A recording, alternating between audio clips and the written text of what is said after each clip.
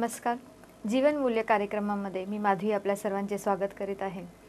अनेक प्रश्नांना उत्तर ज्या कार्यक्रमातून मिळतं तो आहे जीवनमूल्य कार्यक्रम. आणि विषय असे की अगदी आपल्या जिव्हाळ्याचे आपल्याला ज्या प्रश्नांची उत्तरं अनेक वर्ष हवी होती, ज्यांच्यासाठी आपण अनेक लोकांकडे गेलो, परंतु ते प्रश्नांची उत्तरं मिळाली नाही किंवा मार्गदर्शन मिळालं नाही. परंतु जीवनमूल्य कार्यक्रमातून ह्या सर्व गोष्टी आपल्याला प्राप्त होत आलेल्या आहेत.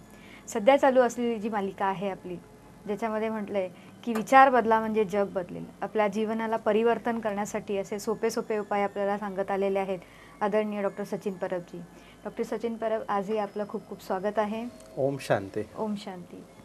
डॉक्टर सचिनजी, मागच्या सत्रामध्ये जिथे आपण थांबलेलो तिथे आपण सवयींबद्दल बोलत होतो. लोकांमध्ये खूपशा अशा सवयी झालेल्या आहेत ज्याच्यामुळे परिवर्तन करणं फार अशक्य झालेलं आहे. म्हणजे अगदी सहज उत्तर आम्ही देऊन रिकामं होतो की ह्या तर आमच्या सवयी आहेत, आता ह्याला काय करणार म्हणून.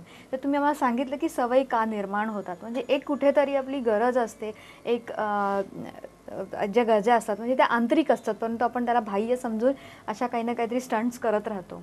पण एक अशी एक सवय ज्याच्याबद्दल जाणून घ्यायची फार इच्छा आहे, कारण लहान मुलांमध्ये, मोठ्यांमध्ये, अगदी सगळ्यांमध्ये ती आम्हाला आजकाल दिसते आणि फार त्याला म्हणतो ना, फार त्रासदायक आहे. म्हणजे जर मी करते तर इट इज ओके, पण कोणी माझ्याबरोबर जर त्या सवयीचा उपयोग केला तर मला फार राग येतो असा. आणि ती आहे एकतर खोटं बोलणे. ही सवय अगदी सर्रास लोकांमध्ये झालेली आहे. आणि काही तर असेही म्हणतात की ठीक आहे, काही ठिकाणी खोटं बोललंच पाहिजे. तुम्ही ह्याच्याबद्दल काय सांगाल? ही सवय का एखाद्या व्यक्तीमध्ये निर्माण होते किंवा लोक ही सवय का निर्माण करून घेतात आणि ती कशी निर्माण होते? खोटं बोलणे, ज्याला शास्त्रामध्ये असं लिहिलेलं आहे की झुटी दुनिया आणि झुटी काया झुटी माया. जर खोटं बोलणे हा जर एक दिव्य गुण असता तर त्याची महिमा केली असती सगळ्या शास्त्रवाद्यांनी किंवा धर्मात्म्यांनी, संत आत्म्याने.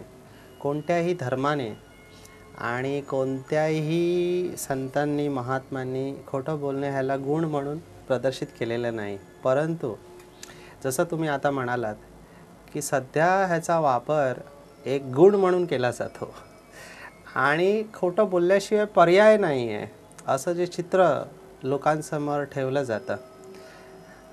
लोकांमध्ये खोटं बोलण्यासाठी काय काय लोक करतात, कशी याची सुरुवात होते, हे पण आपण विस्तारमध्ये जाऊ शकतो. एक आहे खोटं आणि एक आहे खरं.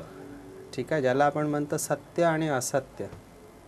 परमात्म्याला सत्याचा सागर म्हटलं जातं किंवा त्याला म्हटलं जातं जो सत्य आहे, शिव आणि सुंदर आहे.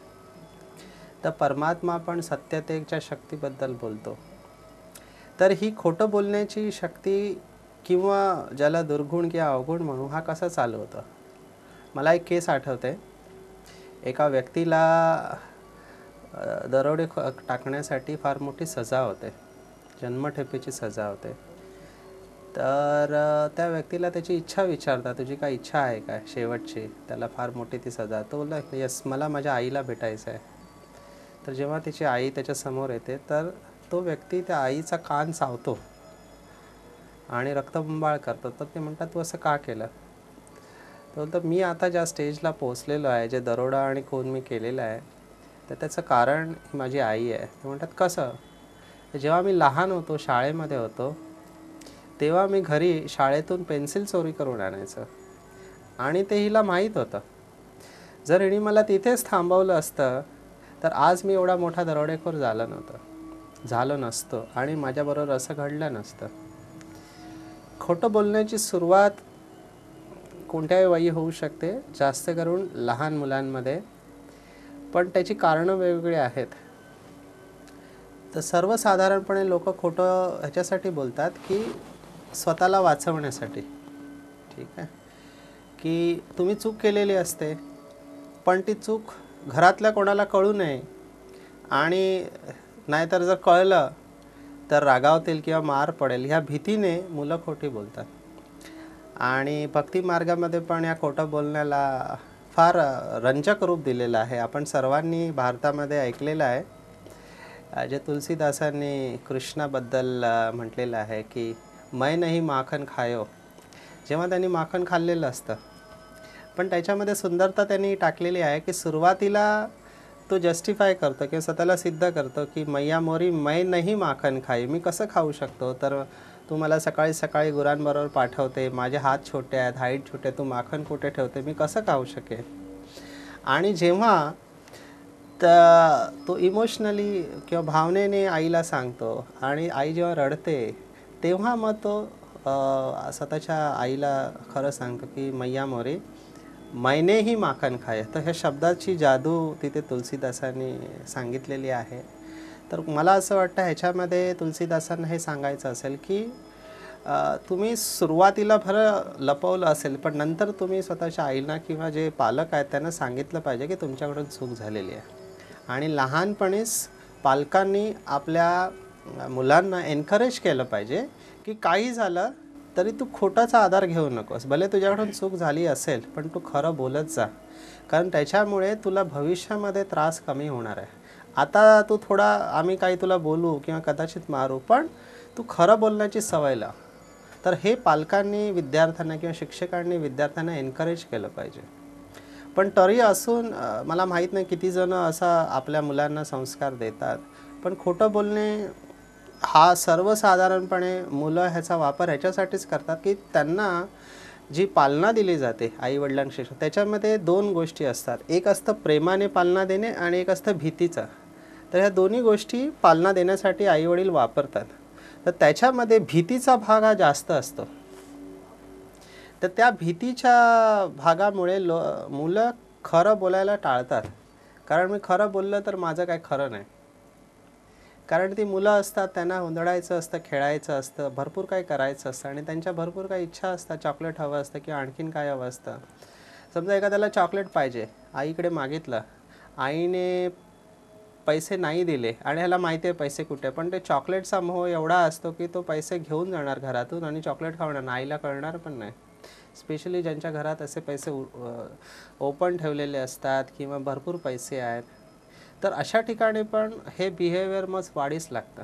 हळूहळू मग खोटं बोलणे आणि चोरी करणे हे दोन्ही सायमल्टेनियसली पण जाऊ शकतात. तर अशा प्रकारे हे खोटं बोलण्याचं बिहेवियर वाढीस लागतं. हे लहान मुलाबद्दल मी सांगितलं. आता मोठ्यांमध्ये काय आहे, मोठे लोक पण खोटं बोलतात. आपल्या सर्वांना माहिती आहे बिझनेसमॅन आहे, तर बिझनेसमध्ये भरपूर खोटं बोललं जातं, कारण तुम्हाला प्रॉफिट पाहिजे असतं. तर तिथे विकार वेगळा आहे. लहान मुलांमध्ये स्वतःला वाचवण्यासाठी आणि इथे लोभासाठी खोटं बोलले जाते. तुम्ही वस्तू 10 रुपयाची घेतली आहे, तुम्ही ती विकता 100 रुपयाला, म्हणजे कितीतरी पटीने प्रॉफिट घेत आहे. पण जेव्हा ते गिराईक तुमच्याकडे येतं, त्या गिरायकाला तुम्ही म्हणता की बाबा माझे 10 रुपये तरी कमाईचे निघू दे. मग त्यावेळेला तुम्ही त्या गिरायकाला सांगत असता की 90 रुपयाला मी वस्तू घेतली आहे, मी फक्त 10 रुपये तुझ्याकडून घेतो आहे. मग त्यावेळेला तुम्ही खोटं बोलत असता, पण ते लक्ष तिथे असतं पैसे कमावण्याचं. ठीक आहे. तिसरी गोष्ट मी घेईन की एखाद्याचा जीव वाचवायचा असेल तुम्हाला, तर हे कॉमनली उदाहरण दिलं जातं की एक कसाई गायीच्या शोधात हातात चाकू घेऊन गायीच्या मागे लागलेला, त्याला ती कापायची होती गाय. तर तिथे एक साधू झाडाखाली बसलेला, त्याला विचारलं इथे गाय गेली काय. तर साधूने बघितलं हा हिला मारणार आहे. तर ह्या वेळेला त्या कसायाला रस्ता न सांगणं हे साधूला पुण्यकर्म वाटलं. मग त्यावेळेला तर खोटं बोलला की इथे नाही त्या रस्त्याने गेली आहे, पण त्या सांगण्याने गायीचा जीव वाचला. हे एक उदाहरण शास्त्रामध्ये दिलं जातं. मेडिकल प्रोफेशनमध्ये, वैद्यकीय क्षेत्रामध्ये आम्ही बघतो, आमच्याकडे एखादा पेशंट आलेला आहे आणि आम्हाला त्याला एक अशा गंभीर आजाराबद्दल माहिती द्यायची, फॉर एक्झाम्पल कॅन्सरची माहिती द्यायची. आता जर मी त्याला सरळ सांगितलं कॅन्सर झाला आहे, तर कदाचित तो व्यक्ती तो शॉक सहन करू शकणार नाही. कॅन्सर म्हणा किंवा एखादी डेथ किंवा मृत्यूची बातमी म्हणा किंवा एखादा मोठा आजार आहे त्याची बातमी, तर त्यावेळेला आम्ही सरळ काही डॉक्टर सांगत नाही, मेजॉरिटी, तर पहिलं त्याला शक्ती देतात. मग त्यावेळेला ते खोटं बोलत असतात, पण त्यांच्या खोटं बोलण्यामध्ये लक्ष असतो आणि तो श्रेष्ठ लक्ष असतो की हा व्यक्ती ह्याला सहन करावा, त्याच्यामध्ये आता शक्ती नाही आहे आणि योग्य वेळी आपण त्याला सांगावं. हे पण एक प्रकारचं खोटं बोलणं आहे. तर खोटं बोलण्याचं आपण बघितलं की प्रकार वेगवेगळे असतात. तर त्याच्यामध्ये मग शेवटी आपण डिस्कशन करून एका ह्याच्यावर येतं की खोटं बोलण्यामध्ये तुमचं लक्ष काय आहे, कोणत्या लक्ष्यासाठी तुम्ही खोटं बोलताय. एखाद्याचा जीव वाचवणं ह्याच्यासाठी जर तुम्ही खोटं बोलत असाल, एखाद्या चांगल्या कर्मासाठी, तर ते खोटं बोलणं ॲक्सेप्टेबल आहे असं काही जणांचं मत आहे. परत आणखीन एक व्यक्तीबद्दल तुम्ही ऐकलं असेल, रॉबिनहूड, जो दरोडेखोर राहायचा. तर तो जे अमीर होते किंवा सेठ होते त्यांच्याकडून पैसे घेऊन तो गरिबांना मागायचा. तर चांगलं काम करण्यासाठी अमीर लोकांकडून पैसे लुटणे आणि त्या गरिबांना देणे हे पण एक जस्टिफायबल बिहेवियर आहे का? तर काही लोक कदाचित त्याला सहज मानतील, काही लोक. तर अशा प्रकारचे भरपूर विचार याच्यामध्ये आहेत, खरं बोलणे आणि खोटं बोलणे. आम्हाला परमात्म्याने सांगितलं आहे की सत्य बोला, कमी बोला आणि गोड बोला, हे परमात्म्याचे महावाक्य आहेत. पण परमात्म्याने आम्हाला हे पण सांगितलं आहे की काही वेळेला जर तुम्हाला वाटत असेल की खोटं बोलणं युक्तिक नाही आहे, जसं आपण डॉक्टरचं उदाहरण आहे, त्यावेळेला आपण युक्तियुक्त बोलायचं असतं. आणि युक्तियुक्त तोच बोलू शकतो ज्याचा परमात्म्याशी योग आहे. तर परमात्म्याशी जेव्हा आपल्याला योग असेल, ज्याला म्हणतो योगयुक्त ही युक्तियुक्त चल सकता है, तर त्यावेळेला आपलं लक्ष हे असतं की आपले रिलेशनशिप चांगले राहावे आणि समोरच्या व्यक्तीला खोटं न बोलता युक्तियुक्त बोलून आपण आपलं काम करून घ्यावं. पण ज्या वेळेला आपल्याला असं वाटतं की आता मी खोटं बोलायची ती बॉर्डर क्रॉस करतो आहे, खरं आणि खोटंची युक्तियुक्त बोलता बोलता मी खोटं बोलाल, त्यावेळेला तुम्हाला थोडी काळजी घ्यावी लागेल. तर खोटं बोलणे डेफिनेटली हा विकार आहे आणि स्वतःची इमेज वापरण्यासाठी किंवा स्वतःची एखादी इच्छा पूर्ण करण्यासाठी लोक खोटं बोलतात. डॉक्टर साहेब, ही जी सवय आहे ही नक्कीच एखाद्या व्यक्तीच्या मानसिक, शारीरिक आणि सामाजिकही जे काही स्वास्थ्य आहे त्याच्यावर परिणाम करत राहतं. अजून एक गोष्टसुद्धा माझ्या सहज अशी बुद्धीमध्ये आली, कित्येकदा मीही तो प्रकार करते. असं होतं की एखादी परिस्थिती आहे आणि अशा वेळेला मग कोणीतरी विचारतं आपल्याला की असं का केलं, तर तुम्ही म्हटला की भीती वाटते. मग भीती वाटते तर मग एकतर सरळ सरळ खोटं बोलून टाकतो डिफेंड करण्यासाठी, जसं तुम्ही म्हटला की प्रतिकार करण्यासाठी त्याचा. नाहीतर मग दुसरा जो मेकॅनिझम आम्ही वापरतो तो आहे की माझं नाही, ह्याच्यामुळे झालेलं आहे, मी नाही केलं, ह्यानी केलेलं आहे, हे ह्याच्यामुळे झालेलं आहे. तर दोष देणं हा पण एक प्रकार झालेला आहे किंवा मी सतत कंप्लेंट करत राहणार की ही व्यक्ती आहे ना, ही अशी करते म्हणून मग मला हे असं करावं लागतं. तर हे कंप्लेनिंग पण झालेलं आहे, ह्याच्यामध्येही आम्ही डिफेंड करत राहतो. तर ही सुद्धा सवय डेव्हलप होत राहिलेली आहे कुठे ना कुठेतरी, हे लक्षात येतं. आणि अगदी सर्रास लहान मुलंसुद्धा ही गोष्ट करतात. युवा आहे तोही हेच करतो, घरातलीच तुम्ही स्त्री बघा किंवा पुरुष बघा, हे कुठे ना कुठेतरी दुसऱ्यांवर टाकणं, दुसऱ्यांना दोष देणं किंवा दुसऱ्यांबद्दल कंप्लेंट करणं, हा पण एक सवयीचा भाग एक डेव्हलप होत चाललेला आहे. तर ह्याचाही असा काही जेव्हा आपल्याला जीवन परिवर्तन करायचं आहे तर एक रुकावट म्हणतो आपण त्याला, की एक त्याच्यामुळेही काहीतरी परिवर्तन करण्यामध्ये थांब येऊ शकतो का, असं वाटतं का तुम्हाला? Yes, definitely, why not. दुसऱ्यांना दोष देणं किंवा कंप्लेंट करणं हा पण एक सायकॉलॉजिकल किंवा मानसिक डिफेन्स मेकॅनिझम आहे. हे सगळे जे डिफेन्स मेकॅनिझम आपण बघतो आहे मागच्या विविध सत्रामध्ये, ह्याला सगळ्यांना आम्ही इगो डिफेन्स मेकॅनिझम म्हणतो. ठीक आहे, त्याच्याबद्दल थोडं आपण बघून घेऊया की आपल्यामध्ये मागे पण आपण पाहिलं, एक बालक असतं, एक पालक असतो आणि एक चालक असतं, ज्याला आम्ही ॲडल्ट पॅरेंट चाइल्ड म्हणतो. तर प्रत्येकाचा एक इगो असतो, ज्याला आपण अहंकार म्हणू. तर अहंकाराला ठेस लागता कामा नये, तो अहंकार बनून राहावा म्हणून आपण हे सगळ्या गोष्टी करत असतो. तर ही जी कंप्लेनिंग नेचर आहे किंवा दोष देण्याची वृत्ती आहे, ही सर्रासपणे वापरली जाते. कारण ह्याने काय होतं की मी सेफ राहतो, मी सुरक्षित राहतो आणि माझा इगो किंवा माझी इमेज समाजामध्ये, घरामध्ये चांगली राहते आणि लोक म्हणतात की हा चांगला व्यक्ती आहे. तर सर्व लोकांचं मी पाहिलं आहे की प्रत्येकामध्ये हे सूक्ष्म रूपामध्ये असतं. कारण जसा मी दुसऱ्यांना दोष दिला की ह्याच्यामुळे असं करतो आहे, तर मी बिलकुल निर्दोष होतो. आणि ह्यालाच हे पण एक खोटं बोलण्याचाच एक सूक्ष्म रूप आहे तसं बघायला गेलं तर. परमात्म्याने आम्हाला महावाक्य सांगितली आहे की सत्य को सिद्ध करने की आवश्यकता नाही आहे, सत्यता सूर्य के समान आहे, असं आम्हाला परमात्म्याने सांगितलं की सत्यता ही सूर्यासारखी आहे, त्याला तुम्ही सिद्ध करू नका. जेव्हा तुम्ही सिद्ध करायला जाता तेव्हा समजायचं काहीतरी गडबड आहे. एखादा हिरा आहे, त्या हिऱ्याला सांगावं लागत नाही की मी हिरा आहे म्हणून, त्याची चमक तो जरूर दाखवतो. जेव्हा आपण दोष देतो, ह्याचं फार सूक्ष्म मनोविज्ञान आहे की जसं मी दुसऱ्याला दोष दिला किंवा एखाद्याची कंप्लेंट केली, माझा संपूर्ण प्रेशर निघून जातो and I am totally safe. आणि हा एक डिफेन्स मेकॅनिझम म्हणजे स्वतःला वाचवण्यासाठी ही पद्धत वापरली जाते आणि फार वाढत आहे आणि सगळ्यांमध्ये आहे. सगळ्यांमध्ये ही मेकॅनिझम आहे. आणि जो मॅच्युअर व्यक्ती असतो किंवा ज्याला परिपक्व व्यक्ती म्हणतो, तो ह्या पद्धतीचा अवलंब करत नाही. तो जबाबदारी उचलतो स्वतःवर, रेस्पॉन्सिबिलिटी ज्याला आम्ही म्हणतो, आणि तो स्वीकार करतो. जर त्याची चूक असेल तर स्वीकार करतो की माझी चूक आहे आणि मी स्वतःला बदलायला तयार आहे. पण जे लोक कमजोर असतात, कमकुवत असतात, आतून त्यांच्या शक्ती नसते, आंतरिक शक्ती किंवा आत्मिक शक्ती नसते, ते लोक खोटं बोलणे किंवा चोरी करणे किंवा दोष देणे या पद्धतीचा वापर करतात. पण मी पाहिलेलं आहे, आपण पण ऐकलेलं आहे की जसं गांधीजी आहेत किंवा असे दुसरे व्यक्ती आहेत ज्यांच्यामध्ये ह्या शक्ती होत्या, आंतरिक शक्ती, तर त्यांनी सुरुवातीला थोडं त्यांना त्रास झाला असेल, पण हळूहळू त्यांनी रिअलाईज केलं की खरं बोलण्यामध्ये ताकद आहे आणि दुसऱ्यांना दोष न देता स्वतः जबाबदारी उचलण्यामध्ये ताकद आहे. आणि हा अनुभव ज्या व्यक्तीला होतो तो मग ह्यांचा तो सहारा किंवा आधार घेत नाही. तर yes, complaining nature is a big nature. आणि जवळजवळ सर्वांमध्ये हे गुण, दुर्गुण आपण म्हणूया, खोटं बोलणे, चोरी करणे आणि कंप्लेन करणे किंवा दोष देणे, हे तिन्ही क्वालिटीज किंवा दुर्गुण, क्वालिटी आपण यांना म्हणता येणार, दुर्गुण आहेत. आणि लोक याचा वापर करत आहेत सर्रासपणे. आणि त्याचं सोल्युशन जे मला दिसतं आहे, आपण अभिकथन बघणारच आहोत, पण सोल्युशन जे मला दिसतं आहे की जबाबदारी उचलणं. भले सुरुवातीला थोडं तुम्हाला कठीण जाईल जेव्हा तुम्ही खरं बोलाल, पण ते थोडा वेळेचं तुम्हाला जे डिस्टर्बन्स किंवा थोडं अनकम्फर्टेबल फिलिंग तुम्हाला जे होईल, ते तुमचं पूर्ण आयुष्य वाचू शकतं किंवा आयुष्य बदलू शकतं तुमचं, आणि तुम्ही श्रेष्ठ मार्गाकडे जाऊ शकता. तर मी सगळ्यांना असंच म्हणेन की जेव्हा तुम्हाला असं वाटेल, कारण एक खोटं बोलायला गेलं तर ते खोटं तुम्हाला लक्षात ठेवावं लागतं.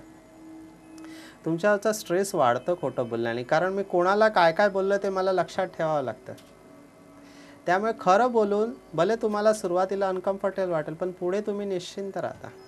अशाच प्रकारे दुसऱ्यांना दोष देण्यापेक्षा त्या परिस्थितीमध्ये काय मेसेज आहे, त्या परिस्थितीमध्ये काय करता आलं पाहिजे, दोष देण्यापेक्षा त्याचं सोल्युशन काय आहे त्या परिस्थितीचं, म्हणजे त्याचं समाधान काय आहे ते शोधून काढलं तर दोष देण्याचा प्रश्नच उद्भवत नाही.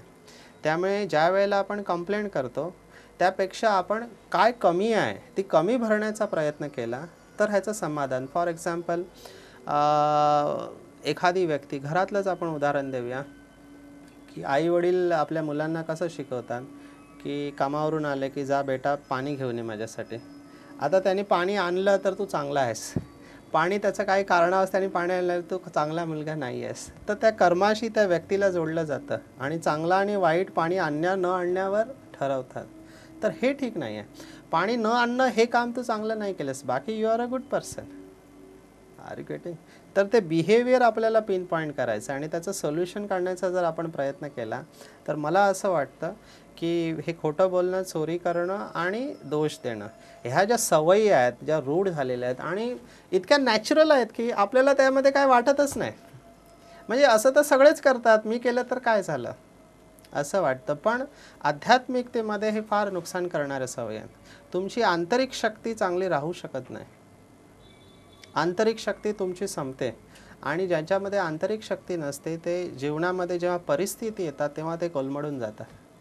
कारण खोटं बोलल्यामुळे आत्म्याची जी शक्ती आहे, ओरिजिनल पवित्रतेची शक्ती, ती निघून जाते.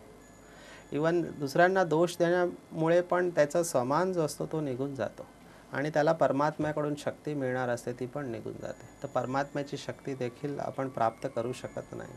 त्यामुळे ह्या सवयीपासून जेवढं आपण लवकरात लवकर हिम्मत करून या सवयीपासून आपण दूर राहू, तेवढं आपली शक्ती वाढत जाईल आणि आपण जीवनामध्ये सफल होऊ.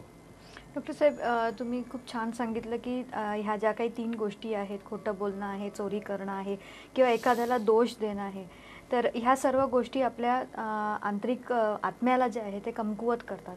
तर मागे जेव्हा आपण विषय चालवला त्यावेळेला तुम्ही सांगत होता की आदी अनादी गुण संस्कार असतात, तर गुण असतात. तर असे काय संस्कार आहेत ज्याची आठवण, अगदी थोडक्यात, की कोणते आहे ज्याची आठवण करून आपण ह्या अभिकथन नक्कीच करणार आहोत, पण असे काही आदी अनादी गुण आहेत ज्याची आठवण आपण करून सातत्याने ह्या ज्या सवयी आहेत ह्यांना आपण दूर ठेवू शकतो?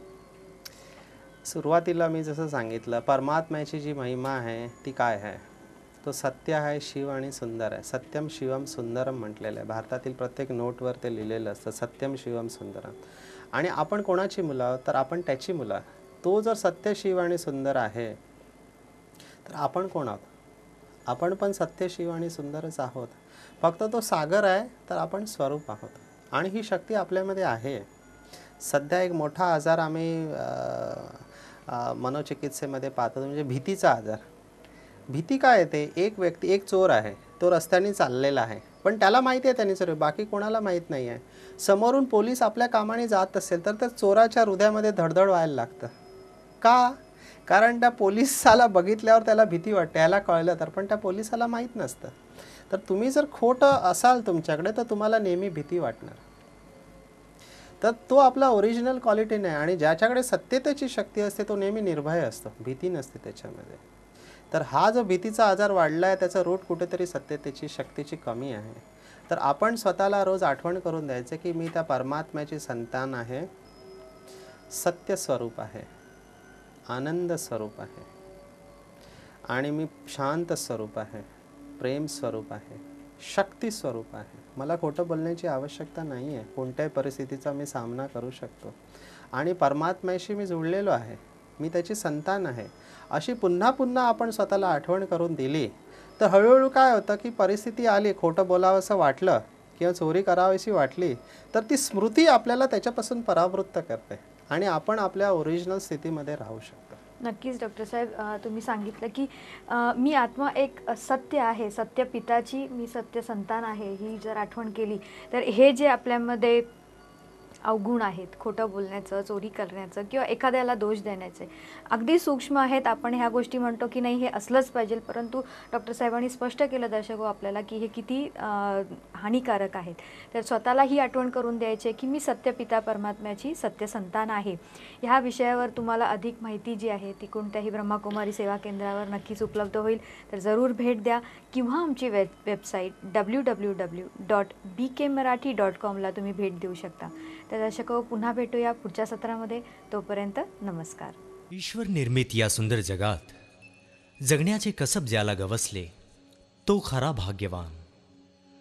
या जगात त्यापेक्षा आणखीन श्रेष्ठ प्राप्ती नसावी आणि ही प्राप्ती आपणाला व्हावी हेच आमचे ध्येय. अत्याधुनिक जगाच्या उंबठ्यावर श्रेष्ठ संस्कृतीच्या भक्कम पायाची गरज आहे. विश्वास हा भारतीय संस्कृतीचा पाया आहे. चमत्कार, मंत्रतंत्र अशा मोजमापात ईश्वराला ना तोलता त्याची खरी ओळख असणे आवश्यक आहे. जगण्याची कला म्हणजे काय, स्वतःची खरी ओळख काय, हे जाणून घेण्यासाठी संपर्क करा आमच्या स्थानीय ब्रह्माकुमारी विद्यालयाशी किंवा संपर्क करा या नंबरवर 9422859497. आमचा पत्ता आहे ब्रह्माकुमारी विद्यालय, भानापेठ वाड, कस्तुरबा रोड, चंद्रपूर 442402. आणि आमचा ईमेल आहे bkmarathi@gmail.com. जीवनमूल्य व्याख्यान आणि मेडिटेशन गीतांची DVD MP3 उपलब्ध आहे.